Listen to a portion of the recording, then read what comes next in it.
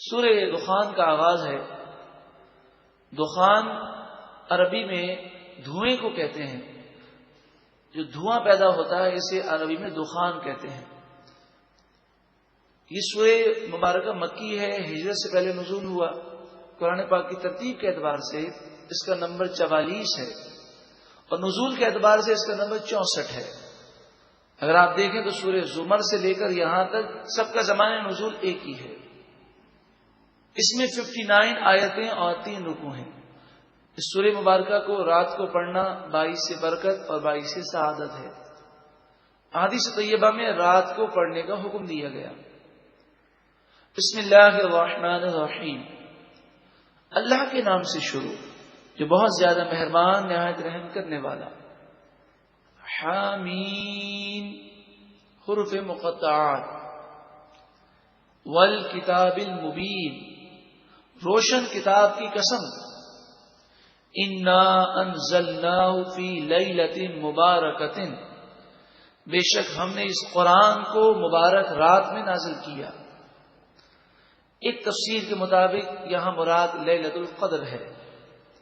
انا کنا منذرین، بے شک ہم ڈرانے والے ہیں کہ ان کافروں کو عذاب سے ڈراتے ہیں۔ فیہا یفرق کل امر حکیم، اس مبارک رات میں ہر حکمت والا فیصلہ تقسیم کیا جاتا ہے۔ امرا من عندنا، ہماری طرف سے یہ حکم مقرر ہوتا ہے۔ انا کنا مرسلین، بے شک ہم ہی بھیجنے والے ہیں، ہم نے ہی رسولوں کو بھیجا ہے اور ہم ہی حکم کو نازل کرتے ہیں، ہم ہی فرشتوں کو نازل کرتے ہیں۔ رحمتا من ربک، آپ کے رب کی طرف سے رحمت ہے۔ انہ هو السمیع العلیم، بے شک وہی سننے والا علم والا ہے۔ بعض مفسرین نے احادیث طیبہ کے مطابق فرمایا کہ اس رات سے شب برات بھی مراد ہے، شعبان کی 15ویں شب، کہ اس رات پورے سال میں جو کچھ ہونے والا ہے اس کے فیصلے فرشتوں کو تقسیم کیے جاتے ہیں۔ رب السماوات والارض، آسمان اور زمین کا رب، وما بینہما، اور آسمان اور زمین کے درمیان جو چیزیں ہیں ان کا رب۔ ان کنتم موقنین، اگر تم یقین رکھتے ہو تو یہ باتیں تمہارے لیے کافی ہیں۔ لا الہ الا ہوا، اس اللہ کے سوا کوئی معبود نہیں۔ یحیی و یمیت، وہی زندہ کرتا ہے، وہی موت دے گا۔ ربکم و رب آبائکم الاولین، وہ تمہارا بھی رب ہے اور تمہارے پہلے باپ داداؤں کا بھی رب ہے۔ بل ہم فی شک یلعبون، بلکہ وہ شک میں مبتلا ہو کر کھیل کود میں پڑے ہیں، دنیا کی محبت میں گرفتار ہو کر غفلت میں پڑے ہیں۔ فارتقب، پس تم انتظار کرو، یوم تأتی السماء بدخان مبین، جس دن آسمان واضح دھوئیں کو لے کر آئے گا۔ یغشی الناس، لوگوں پر وہ دھواں چھا جائے گا۔ اس دھوئیں سے کون سا دھواں مراد ہے؟ تو فرمایا اس سے مراد وہ دھواں ہے جو قرب قیامت میں طاری ہوگا اور 40 دن تک لوگوں کو اپنا ہاتھ نظر نہیں آئے گا، اس قدر دھواں ہوگا۔ لیکن اس سے کافروں کو تکلیف ہوگی، مسلمانوں کو تکلیف نہیں ہوگی۔ ھذا عذاب علیم، یہ دردناک عذاب ہے۔ پھر اس وقت وہ کہیں گے ربنا اکشف عنا العذاب انا مؤمنون، اے ہمارے رب ہم سے اس عذاب کو دور کر دے، بے شک ہم ایمان لے آئیں گے۔ لیکن اب توبہ کا دروازہ بند ہو چکا ہوگا، کیونکہ یہ دھواں اس وقت ظاہر ہوگا جب سورج مغرب سے طلوع ہوگا، اور سورج جب مغرب سے طلوع ہوگا تو توبہ کا دروازہ بند ہو جائے گا۔ انا لہم الذکری، اب کہاں سے انہیں نصیحت پر عمل کرنا فائدہ دے؟ اب تو عمل کے دروازے بند ہو گئے، کیونکہ رسول آئے، نبی آئے، قرآن مجید فرقان حمید کا نزول ہوا، پھر علماء اور قرآن کو ماننے والے مسلمانوں نے قرآن کی دعوت پہنچائی، اب سورج مغرب سے نکل آیا، قیامت کی علامت ظاہر ہو گئی، توبہ کا دروازہ بند ہو گیا۔ وَقَدْ جَاءَهُمْ رسول، اور بے شک ان کے پاس رسول آئے، مبین، واضح اور روشن رسول آئے، ثم تولوا عنہ، پھر ان لوگوں نے ان رسولوں سے اعراض کیا، وقالوا، اور یہ کافر کہتے ہیں، معلم مجنون، یہ نعوذ باللہ من ذالک، کافر اس طرح حضور کی بے ادبی کرتے ہیں، کہتے ہیں معلم، ان پر اللہ کا کلام نازل نہیں ہوتا بلکہ انہیں تو کوئی سکھاتا ہے، نعوذ باللہ من ذالک۔ وہ یہ کہتے تھے کہ 2 آیتیں 3 آیتیں 4 آیتیں اس لیے نازل ہوتی ہیں کہ یہ جاتے ہیں، کوئی انہیں سکھاتا ہے، جب یہ سیکھ جاتے ہیں، یاد کر لیتے ہیں، تو قوم کو آ کر سناتے ہیں، نعوذ باللہ من ذالک۔ حالانکہ انہیں چیلنج کیا گیا کہ اگر ایسی ہی بات ہے تو ایک آیت تم تو بنا کر بتاؤ، مجنون، اور پھر نعوذ باللہ من ذالک وہ مجنون کہتے، مجنون کے معنی ہے پاگل۔ اس قدر آقا دو جہاں صلی اللہ علیہ وسلم کی بے ادبیاں کافر کرتے۔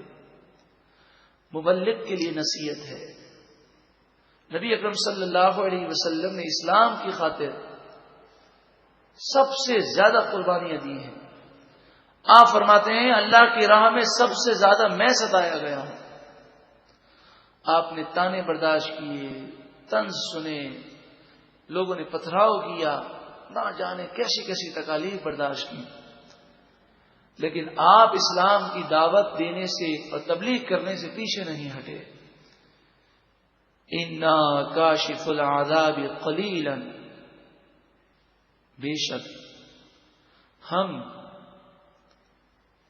تھوڑا عذاب دور کر سکتے ہیں، لیکن پھر کیا ہوگا؟ اگر قیامت کے قرب میں جب توبہ کا دروازہ بند ہو گیا، اگر انہیں مہلت دی جائے تو پھر یہ توبہ کرنے کے بعد پھر دوبارہ وہی کریں گے۔ آج کل بروز قیامت جب کافر یہ کہیں گے ہمیں دنیا میں واپس بھیج دیں، تو انہیں یہی کہا جائے گا تم جا کر وہی کام کرو گے۔ اکثریت کو دیکھا گیا ہے کہ جب مصیبت آتی ہے تو وہ یہی کہتے ہیں توبہ توبہ، اب تو میں کبھی گناہ نہیں کروں گا، لیکن جب مصیبت دور ہو جاتی ہے تو پھر گناہوں میں پڑ جاتے ہیں۔ انکم عائدون، بے شک تم دوبارہ گناہ کرنے والے ہو، اگر تمہارے اوپر سے مصیبت دور کر دی جائے تو پھر تم دوبارہ گناہ کرو گے۔ یوم نبطش البطشۃ الکبریٰ، اس قیامت کی ہولناکی کا جب دن آئے گا تو ہم بہت سخت پکڑ کے ساتھ انہیں پکڑ لیں گے۔ انا منتقمون، بے شک ہم انتقام لینے والے ہیں، انہیں بدلہ دیں گے۔ اللہ تعالی ہمیں اس قلیل، بے وفا، فانی، مختصر، قرض اور مطلب کی دنیا کی حقیقت سمجھتے ہوئے طویل ترین قبر و آخرت کی تیاری کرنے کی توفیق عطا فرمائے۔ ارشاد فرمایا وَلَقَدْ فَتَنَّا قَبْلَهُمْ قَوْمَ فِرْعَوْنَ، اور بے شک ان لوگوں سے پہلے یعنی کفار مکہ سے پہلے فرعون کی قوم کو ہم نے آزمایا، انہیں مال دیا، دنیاوی نعمتیں عطا کی، اور پھر ان کا امتحان لیا کہ یہ اللہ اور اس کے نبی کے حکم کے مطابق زندگی گزارتے ہیں۔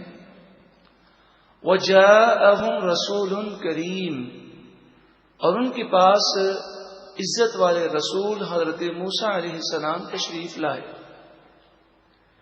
لیکن جب انسان کے پاس دولت کے انبار ہوں تو اکثر وہ غرور و تکبر کا شکار ہو جاتا ہے۔ کی حال ان لوگوں کا ہوا کہ ان لوگوں نے موسیٰ علیہ الصلوۃ والسلام کو ماننے سے انکار کر دیا. ان ادو الی عباد اللہ، حضرت موسیٰ علیہ السلام نے ان لوگوں سے کہا کہ اے لوگوں، اللہ کے بندے یعنی بنی اسرائیلی میرے سپرد کر دو، اور ان پر جو تم ظلم کرتے ہو انہیں اس ظلم سے نجات دو، کیونکہ فرعونی بنی اسرائیلی مسلمانوں پر بہت زیادہ ظلم کرتے، ان سے محنت مزدوری کے کام لیتے اور اس کے ساتھ ساتھ انہیں تکالیف بھی بہت زیادہ دیتے. انی لکم رسول امین، بے شک میں تمہارے لیے ایک رسول ہوں، امین ہوں، دیانت دار ہوں، امانت دار ہوں، امین ہوں، قابل اعتبار اور قابل بھروسہ ہوں. میں جو تمہیں بات کہہ رہا ہوں وہ بات سچی ہے، میں واقعی اللہ کا رسول ہوں. وَأَلَّا تَعْلُوا عَلَى اللَّهِ، اور تم اللہ کے مقابلے میں غرور نہ کرو، اللہ سے مقابلہ کرنے کی کوشش تم نہ کرو، اللہ کے مقابل سرکشی نہ کرو. یہ تمہارا مال، یہ تمہاری دولتیں، یہ تمہارا عہدہ، یہ منصب سب یہیں رہ جائے گا. انی آتیکم بسلطان مبین، بے شک میں تمہارے پاس واضح اور روشن دلیل لے کر آیا، تمہیں معجزات دکھائے، اور جو بات کہہ رہا ہوں وہ واضح بات ہے. ان لوگوں نے کہا کہ موسیٰ، آپ اگر ایسی باتیں آئندہ کریں گے اور فرعون کو اگر آپ خدا نہیں مانیں گے تو ہم آپ کو پتھر مار مار کر ہلاک کر دیں گے. اس سرکش اور مغرور قوم نے آپ کو یہ کہا، اور کہا کہ ہم میں طاقت ہے، قوت ہے، اقتدار ہے، آپ ایک غلام قوم سے تعلق رکھتے ہیں، آپ کیا سمجھتے ہیں؟ ہم آپ کو مہلت دے رہے ہیں، جب ہم آپ کو پتھر ماریں گے پھر ہم دیکھیں گے کہ آپ کو کون بچاتا ہے. حضرت موسیٰ علیہ الصلوۃ والسلام نے ایسے موقع پر کوئی مغرورانہ جملہ نہیں کہا، بلکہ آپ نے عاجزی فرمائی اور کہا میں تو اپنے رب کی پناہ مانگتا ہوں، مجھے بچانے والا تو میرا رب ہے، تمہیں جو کرنا ہے کر لو. وَإِنِّي عُذْتُ کے معنی میں پناہ مانگتا ہوں، جیسے اعوذ. وَإِنِّي عُذْتُ بِرَبِّي وَرَبِّكُمْ أَن تَرْجُمُونِ، تم مجھے پتھر مار مار کر ہلاک کرو، سنسار کرو، تمہاری اس شرارتوں سے اور تمہاری ان دھمکیوں سے میں اپنے اور تمہارے رب کی پناہ مانگتا ہوں. وَإِن لَّمْ تُؤْمِنُوا لِي، اگر تم میری باتوں پر ایمان نہیں لاتے، فَاعْتَزِلُونِی، تو تم مجھ سے جدا ہو جاؤ، میرے لیے راستہ چھوڑ دو، یعنی مجھے تکلیف نہ دو. اگر تمہیں ایمان نہیں لانا تو یہ تمہارا اپنا قصور ہے، تمہارا اپنا نقصان ہے، مگر کم از کم ایمان والوں کے لیے راستہ تو چھوڑ دو.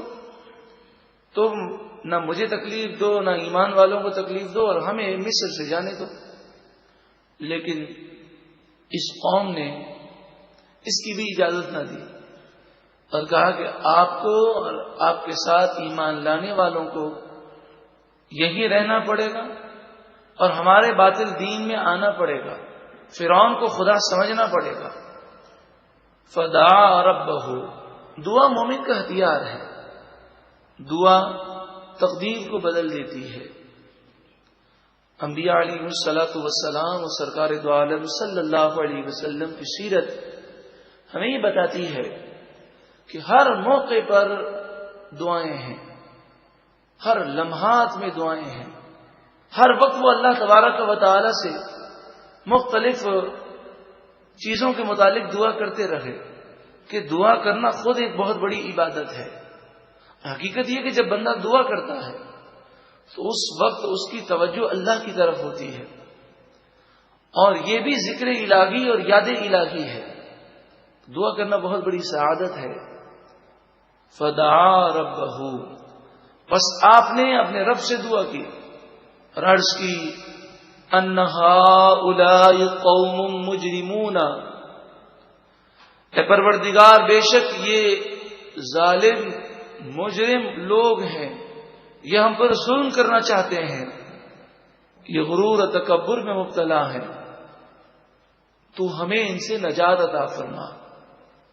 فَأَسْرِ بِعِبَادِي لَيْلًا إِنَّكُمْ مُتَّبَعُونَ، فرمایا کہ راتوں رات میرے بندوں یعنی بنی اسرائیلی مسلمانوں کو لے کر آپ نکل جائیں.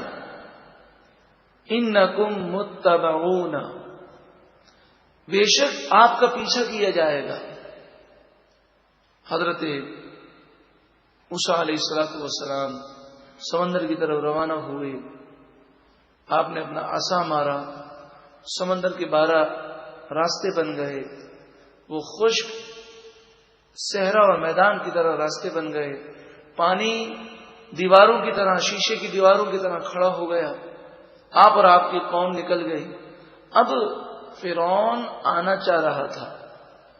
حضرت موسیٰ علیہ السلام نے چاہا کہ میں عصا مار کے دوبارہ اس سمندر کو ملا دوں تاکہ فرعون سمندر میں داخل نہ ہو سکے. اور اللہ تبارک و تعالی نے ارادہ فرمایا کہ فرعون سمندر میں آئے اور پھر غرق ہو جائے. تو آپ نے اپنا عصا لیا اور دوبارہ دریا کو، سمندر کو سمندر بنانے کے لیے عصا مارنے لگے.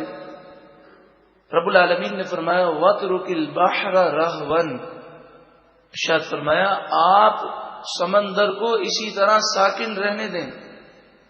یہ پانی کی جو دیواریں شیشے کی طرح کھڑی ہیں، سمندر ساکن ہو چکا، بیچ میں خشک راستے، اس کو اسی طرح رہنے دیں. یہ فرعون بیچ میں آ جائے پھر ہم اسے ملائیں گے.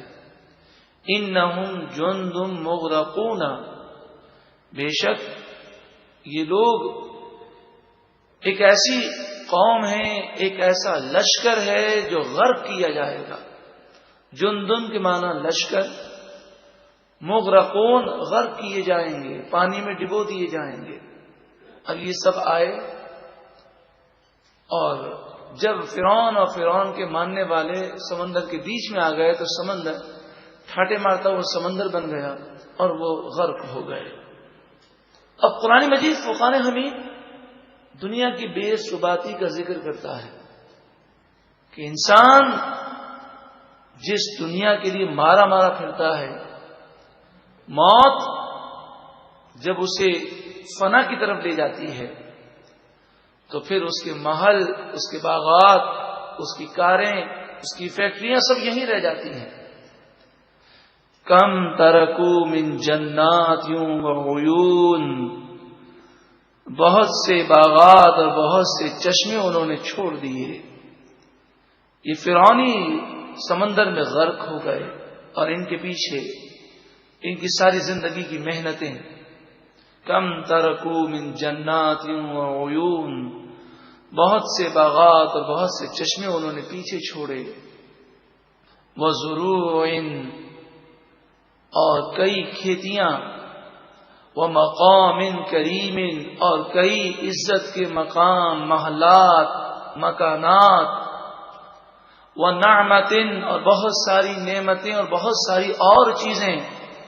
کانوا فیہا فاکہین، جن نعمتوں میں یہ مزے اڑا رہے تھے، ہر قسم کی فکر سے یہ فارغ تھے، عیش کرتے تھے، غرور و تکبر کرتے تھے، وہ ساری چیزیں رہ گئیں اور یہ خود دنیا سے چلے گئے. موت آج بھی جب آتی ہے تو انسان کی ساری زندگی کی محنت یہیں رہ جاتی ہے. صرف قبر میں نیک اعمال یا برے اعمال ساتھ جاتے ہیں. کذالک، اسی طرح، وَأَوْرَثْنَاهَا قَوْمًا آخَرِينَ، ہم نے ان تمام چیزوں کا وارث دوسری قوم کو بنا دیا. اب بنی اسرائیل اس کے وارث ہو گئے. فرعونی جب غرق ہو گئے تو انہوں نے پھر ان مکانات کو استعمال کیا. جب انسان کی موت واقع ہوتی ہے تو اس کی چیزوں کے دوسرے وارث ہو جاتے ہیں. کبھی کبھی یہ بھی ہوتا ہے کہ انسان مکان بنا رہا ہوتا ہے اپنے لیے، لیکن اس میں قدم رکھنا بھی اسے نصیب نہیں ہوتا. اس کی موت اس مکان کا وارث دوسرے کو بنا دیتی ہے. انسان جتنا دنیا سے دل زیادہ لگائے گا اتنا ہی مرتے وقت تکلیف زیادہ ہوگی، کیونکہ جتنا دل دنیا میں زیادہ ہوگا اتنا ہی روح بڑی تکلیف سے نکلے گی. آپ نے دیکھا ہوگا بعض لوگوں کو دنیا کی چیزوں میں ان کا دل بڑا ہوتا ہے، ذرا سا ایک گلاس بھی ان کا ٹوٹ جائے تو بڑے پریشان ہو جاتے ہیں. حضور غوث اعظم رضی اللہ تعالی عنہ کی شان بڑی بلند و بالا ہے. آپ فرماتے ہیں کہ میرے پاس جب بھی کوئی چیز آئی اور مجھے دنیا میں کوئی نعمت ملی تو میں نے یہی خیال کیا کہ یہ نعمت مجھے ملی ہی نہیں ہے، یعنی میں نے اس سے دل نہ لگایا. مل گئی تو اللہ کا شکر ہے، چلی گئی تو اللہ کا شکر ہے، اس کی مرضی مشیت ہے. جب گناہگار دنیا سے جاتا ہے تو پھر زمین و آسمان اس پر روتے نہیں ہیں. ہاں، نیک شخص جب دنیا سے جاتا ہے تو امام ترمذی علیہ رحمہ ترمذی شریف میں فرماتے ہیں کہ زمین بھی روتی ہے اور آسمان بھی روتا ہے 40 دن تک. زمین روتی ہے کہ سجدہ کرنے والا، اللہ کا ذکر کرنے والا، وہ نیک بندہ جو میری پشت پر چلتا تھا وہ آج نہ رہا. اور آسمان روتا ہے کہ تسبیحات اور عبادتوں کا ثواب ان آسمانوں سے گزرتا تھا اور بلند ہوتا تھا. لیکن جب گناہگار مرتا ہے تو زمین و آسمان روتے نہیں ہیں. تو ان فرعونیوں کے مرنے پر فما بکت علیہم السماء والارض، ان کے مرنے پر نہ آسمان رویا نہ زمین روئی. وما کانوا منظرین، اور انہیں مہلت نہ دی گئی، پھر وہ تباہ ہو گئے. پھر دوبارہ واپسی کے لیے یا سوچنے سمجھنے کے لیے اب وقت نہ دیا گیا. اللہ تعالی ہمارے دلوں سے دنیا کی محبت کو نکال دے. دنیا کی چیزوں میں دل لگانا اور بہت زیادہ اس میں گھس جانا کہ دن رات ایک ہی فکر ہو، کئی گناہ اور برائیوں کی جڑ ہے. صدق رسول اللہ صلی اللہ علیہ وسلم، اللہ کے رسول صلی اللہ علیہ وآلہ وسلم نے سچ فرمایا اور آپ کا ہر فرمان سچا ہے کہ تمام برائیوں کی جڑ دنیا کی محبت ہے. ایک مرتبہ محبت کے ساتھ درود و سلام پڑھیں. اللہم صلی علی صلاۃ و السلام علیک یا سیدی یا رسول اللہ.